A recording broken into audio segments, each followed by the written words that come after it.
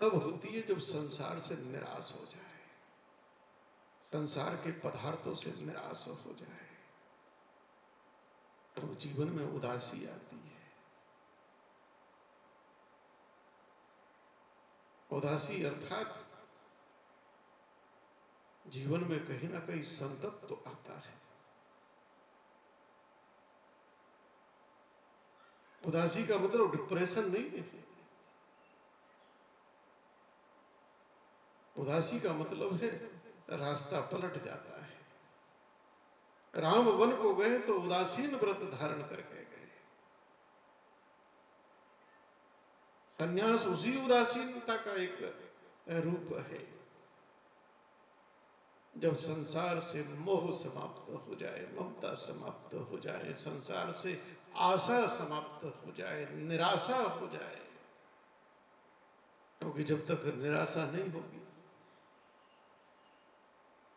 तो भगवान कैसे याद आएंगे। जब संसार साथ छोड़ देता है तो पाप काल की यही विशेषता है कि पाप काल संसार के प्रति और वितृष्णा पैदा कर देता है।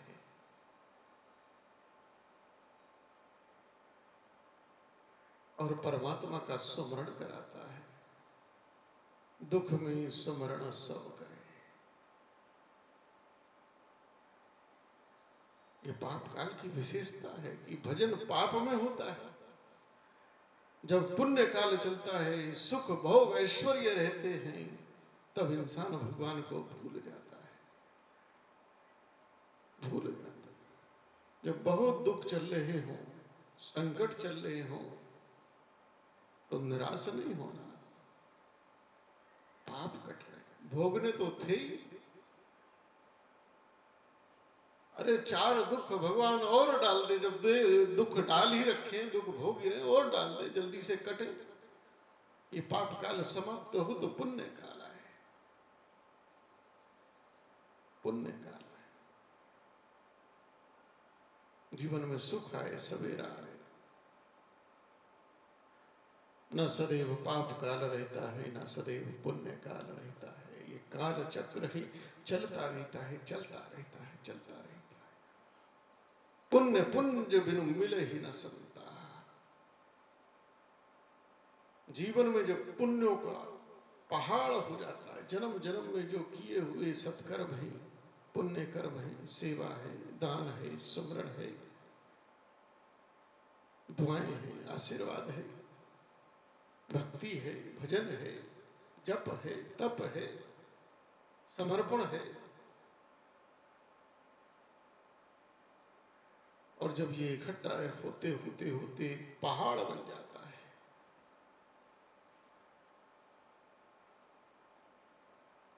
इतने पुण्य जब जीव अर्जित कर लेता है तो जीव के जीवन में संत आ जाते हैं, साधु आ जाते हैं।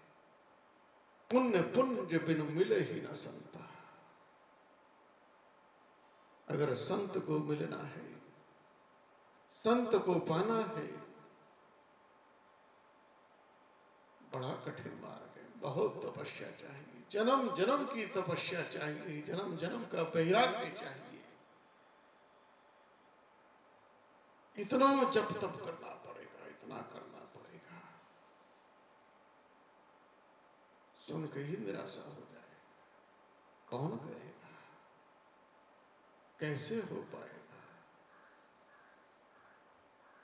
कैसे हो पाएगा?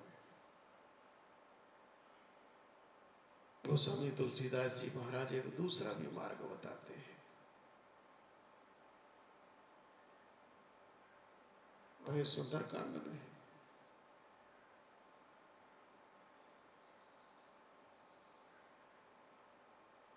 लंका के अंदर बैठा हुआ विभीषण विचार करते हैं। लंका निश्चर निवासा, 400 कोस के समुद्र को पार करके, रावण की सुरक्षा व्यवस्था को भेद करके, राक्षसों से बचकर लंका में कौन साधु आ सकता है? कैसे आ सकता है? लंका में संत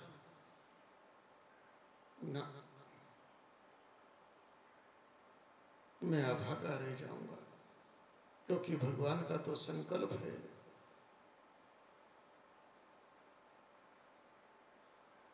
कि बिना संत के भगवंत मिलते नहीं, बिना गुरु के ज्ञान होता नहीं।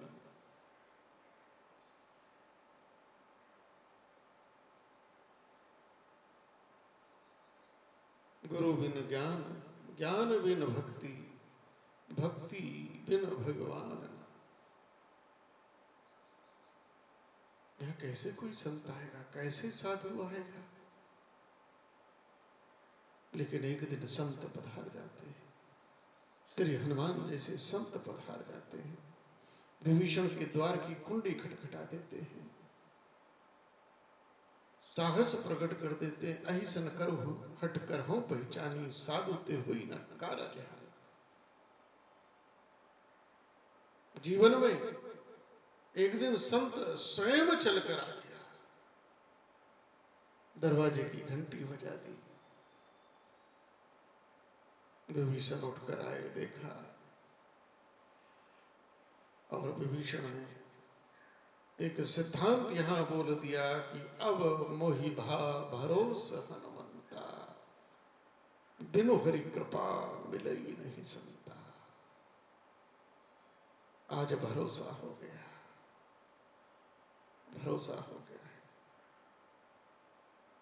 क्या? बिनु हरि कृपा मिले ही नहीं संता। जब तक प्रभु की कृपा नहीं होगी, जीवन में संत नहीं आ सकता, नहीं आ सकता, नहीं आ सकता। संत जीवन में आए, इसके लिए भगवान की कृपा आवश्यक है, कृपा का होना आवश्यक है।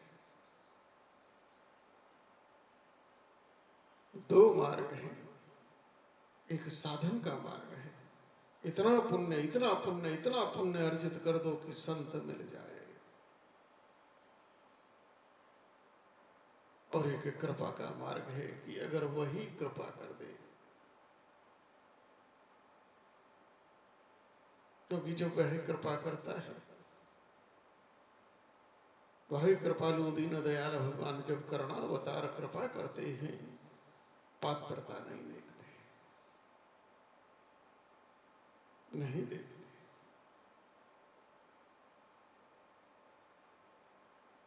दो ही तरीके हैं कि या तो जहां जाना है, जहां पहुंचना है, चलकर पहुंचो, या जिसके पास पहुंचना था ऐसी कृपा हुई कि वह, हम तो विचार करते थे, वो स्वयं ही आ गया। संत का मिलन एक साधन मार्ग है और एक कृपा मार्ग है।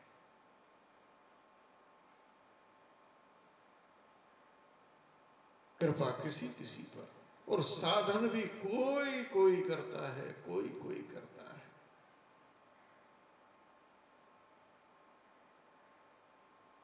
संत का मिलना बड़ा कठिन है, बहुत कठिन है। और जिस क्षण जीवन में संत मिल जाए, तो समझ लेना कि आज भगवत कृपा हो गई, हो गई। साधु मिला, साधु से मिलन हुआ, गुरु से मिलन हुआ। गुरु पूर्ण पायो बड़ा भाग।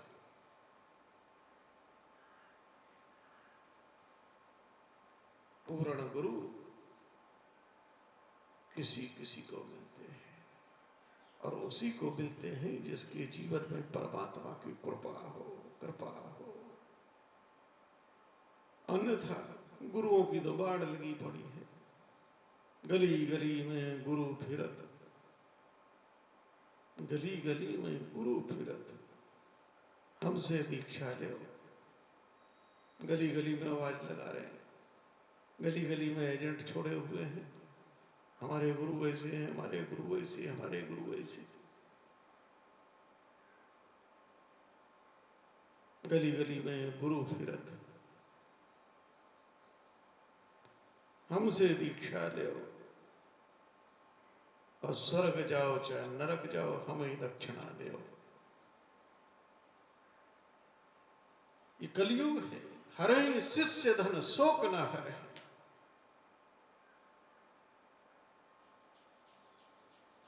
सारा का सारा प्रपंच करेंगे, सारी की सारी कथा करेंगे, सारे के सारे नाटक करेंगे, केवल और केवल किस लिए कि चेला चढ़ाता रहे, बस चढ़ाता रहे, चढ़ाता रहे। सब चढ़ोतरी की करामात हो रही है।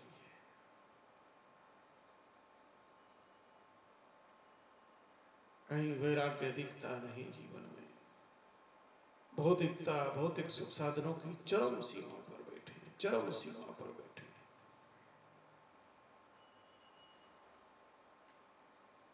कैसे जीव का कल्याण होगा? जीव का कल्याण तो पूर्ण गुरु के चरणों में बैठकर होगा। यही जो हम तत्व की चर्चा कर रहे हैं, तत्व ज्ञान, तत्व ज्ञान वही दे सकेगा जो तत्व में स्थित है, जिसके चिंतन में, जिसके विचारों में तत्व है, सृष्टि का कारक तत्व है, वही दे सकेगा। विचारों की उत्पत्ति है, सत्व रज तम से उत्पत्ति है। गुणों से विचारों की उत्पत्ति, विचारों से कर्म की उत्पत्ति, और कर्म में बुद्धि आ जाती है।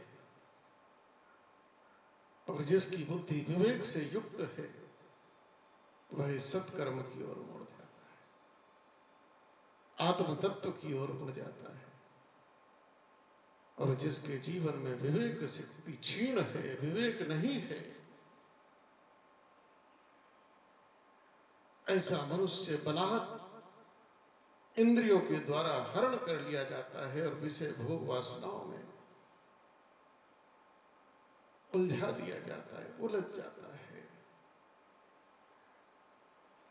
और जो उलझ जाता है वो मंजिल कभी नहीं पा पाता। जो जल नदी के स्रोत से चलता है, जो जल नदी के स्रोत से चलता है, मूल से चलता है, बहते बहते बहते बहते बहते चलते चलते चलते अनवरत चलते चलते एक दिन सागर में मिलकर सागर हो जाता है, पूर्ण हो जाता है।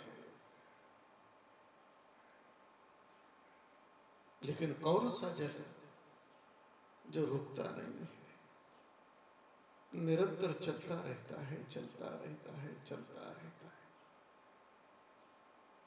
किंतु जो रुक गया, नदी का जो जल अपने पाट को छोड़कर हट गया, रुक गया, ठहर गया, नदी की मूल धारा को छोड़कर नहरों में चला गया, ताल तलैयाओं में चला गया, वो सागर तक नहीं पहुंच पाता, वो समुद्र नहीं हो पाता, वो पूर्ण नहीं हो पाता, वो विराट नहीं हो पाता। उसका अस्तित्व वहीं मिट जाता है, ताल तलैयाओं में जाकर वहीं सड़ जाता है, सूख जाता है। भक्ति का मार्ग भी ऐसा ही है। भक्ति के मार्ग में विश्राम नहीं है। जो ठहर गया, जो रुक गया, वो धारा से अलग हो गया। इसलिए जब भक्ति की ओर श्री हनुमान जी महाराज चले अंगूठी लेकर,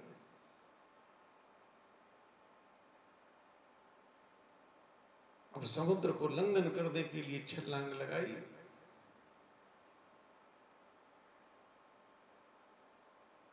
तो समुद्र में से एक पर्वत निकलकर खड़ा हो गया।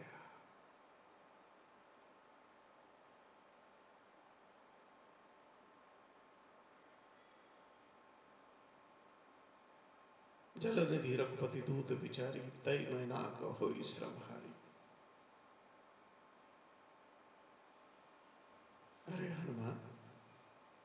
इतनी लंबी यात्रा है, थोड़ा ठहर जाओ, रुक जाओ, विश्राम कर लो, थोड़ा शयन कर लो, थोड़ा भोग कर लो, चले जाना। लेकिन जो साधक होता है वो रुकता नहीं है। बोले राम काज कीने बिना मोहि कहाँ विश्राम। मुझे विश्राम तो तब है जब मैं उस अनंत में मिल जाऊं, मंजिल को पा जाऊं, मंजिल को पा जाऊं। लोग सोचते रह जाते हैं, सोचते रह जाते हैं, अरे अभी क्या भजन करना, अभी कौन सी उम्र है, अभी कौन सी उम्र है, अभी खेलने कूदने की उम्र है, खाने पीने की उम्र है, मौज मस्ती की उम्र है।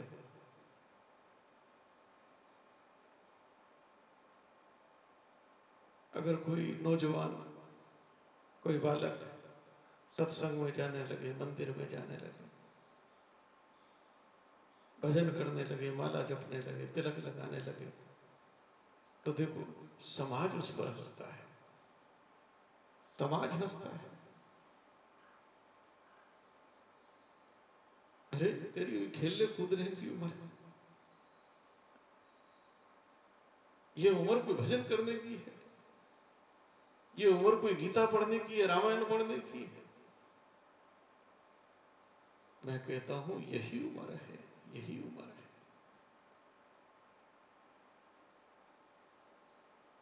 बुढ़ापा इस काम के लिए नहीं होता है।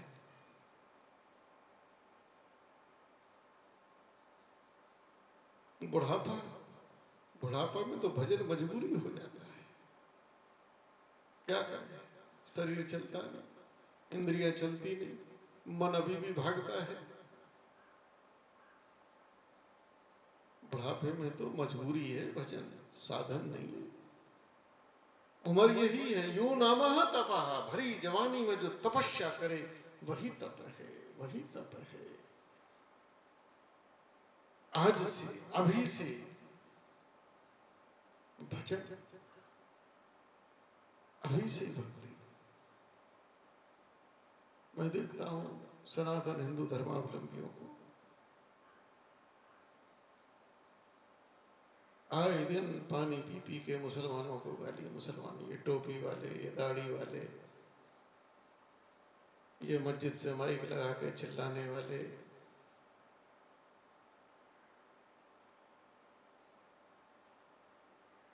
बस एक ही काम, गाली देना, गाली देना, गाली देना। अरे शर्म करो, कम से कम वो कुछ कर तो रहे। वो अपने धर्म को जैसे भी हो, उनका बालक टोपी लगाने में शर्म नहीं कर रहा, तुम्हारा बालक तिलक लगाने में शर्म कर रहा है। उनका बालक मदरसे में कुरान पढ़ने जा रहा है, तुम्हारा बालक घर में कॉमिक्स पढ़ता है, रामायण नहीं पढ़ता, गीता नहीं पढ़ता, भागवत नहीं पढ़ता।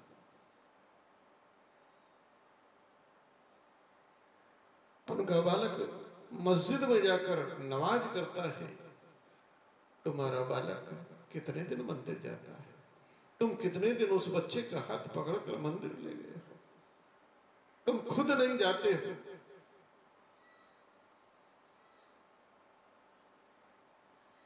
कौन हिंदू है, कितने हिंदू हैं, तुम्हारे मंदिर उजड़े पड़े हैं, खंडर बन पड़े, भुतिया महल बन गए हैं, केवल पत्थर पत्थर लगा है, क्योंकि तुम्हारी भावनाएं, तुम्हारी आस्थाएं भी पत्थर हो चुकी हैं। एक पुजारी रख दिया है घंटी बजाने को, आरती उतारने